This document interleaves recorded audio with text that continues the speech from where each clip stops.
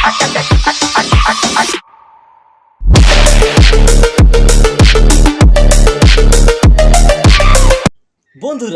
ভারত আর Bangladesh match মানে একটাই জিনিস, শুধু বাংলাদেশি ফ্যান্সদের চিৎকার, টাইগার আজকে ভারতকে কামড়ে দিল।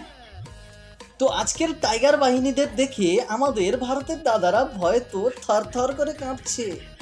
শুরুতেই বাংলাদেশি ব্যাটসম্যানরা একটা দুটো ছক্কা মারলেই তারা ভেবে বসে তারা এশিয়ার বস।